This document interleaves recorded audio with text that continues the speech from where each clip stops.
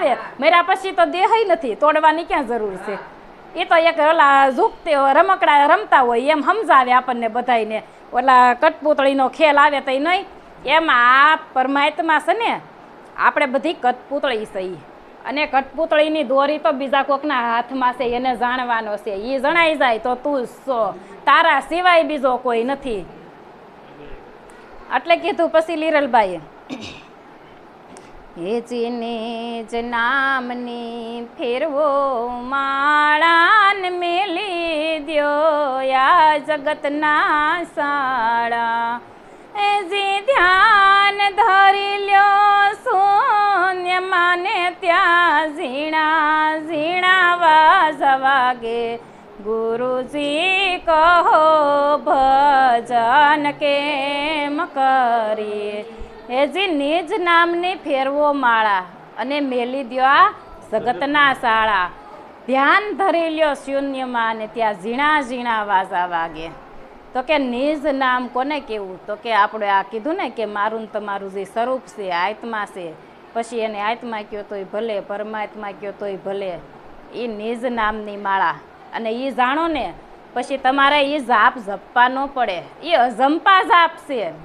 જય પાર્વતી રોજ સવારે 1000 નામના 2000 નામના જાપ જપતા ને તો એકવારે શંકર ભગવાને પાર્વતીને કીધું કે હે દેવી, તમે જે આ રોજ ઉઠીને 1000 નામના 2000 નામના જાપ જપો છો, તો હું તમને એક નામીના નામના દર્શન કરાવી દઉં ને તો તમારા એ જાપ મટી જાય, એ જાપ બંધ. કારણ કે અજંપા જાપ થઈ જાય.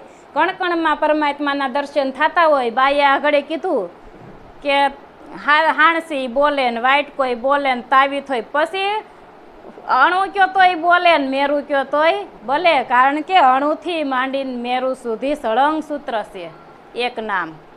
અને એ નિજ નામની માળા. તો એ જાણ્યા પછી તો તમારે કાંઈ જીભેથી આખો દી આપણે બોલા રાખી કે નામ નામ નામ નામ, એ જપવાની જરૂર નથી. એ તો જંપા જાપ ચાલુ જ છે મારા વાલા, એ જપવા ન પડે.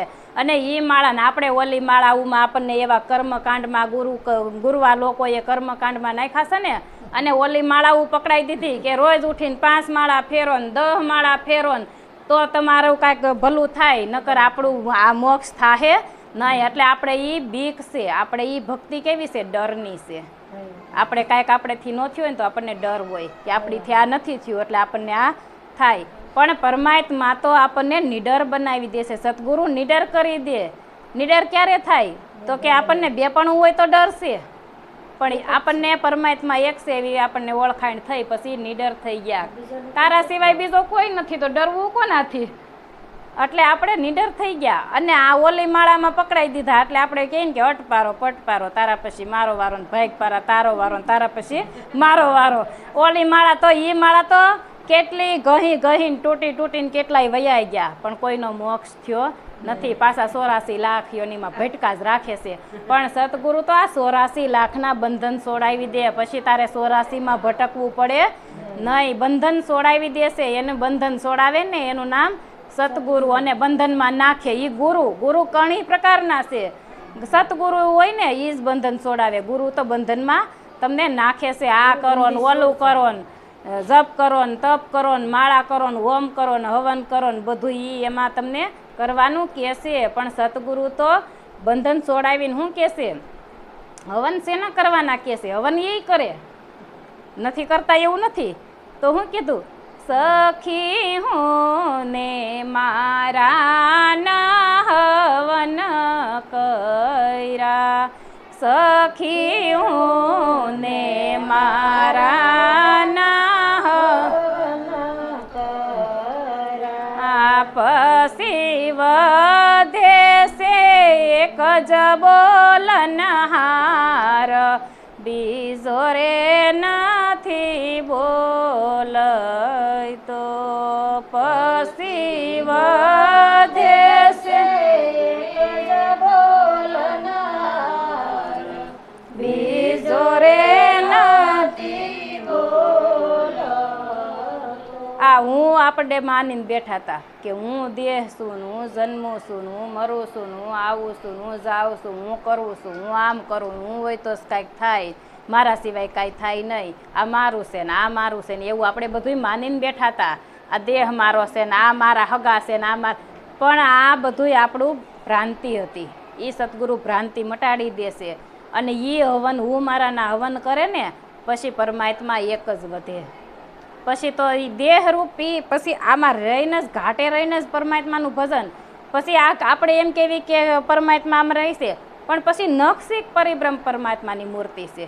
પછી ઘાટમાંય છે ને અઘાટમાંય છે. નામ જ્યાં જોવો ત્યાં નામ સિવાય કાંઈ નથી. જ્યાં જોવો ત્યાં નામને નામ જ છે. પણ એ નામને ઓળખવાનું છે. એ નામ કયું? તો કે આપણે એમ માનતા હોય કે આ હેતલબેન, તો એ તો તમે 6 દિવસે તમને નામ આપવામાં આવ્યું છે. તો તમે એ 5 દિવસના એની પહેલા હતા, એ કોણ હતા? એને પરમાત્મા ઓળખાવે છે. અને ઓલું તો તમને 6 દિવસે નામ આપ્યું ને, એનાથી આપણે ટેવાઈ ગયા છે. અને એ ટેવ આપણી સદગુરુ કાઢે છે, એ બંધન છોડાવે છે. એટલે પછી શું કીધું છે લીરલબાઈએ?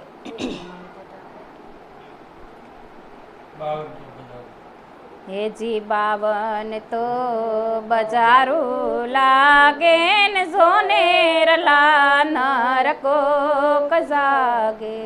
હેજી બોલા બોલા બાઈ લીરલબાઈ, મારા પ્રભુ પધાર્યા મોલે. ગુરુજી કહો ભજન કેમ કરું?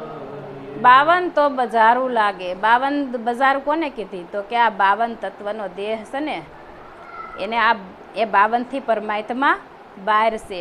અને આ 52 છે ને, એમાં બધી ઇન્દ્રિયો થઈને સંતોએ 52 ગણ્યા છે. અને એ 52 બજારું છે ને, 52 બજારુમાં પરમાત્મા એક છે. પછી ગમે ત્યાંથી ના જોવ, ગમે ત્યાંથી હાલો.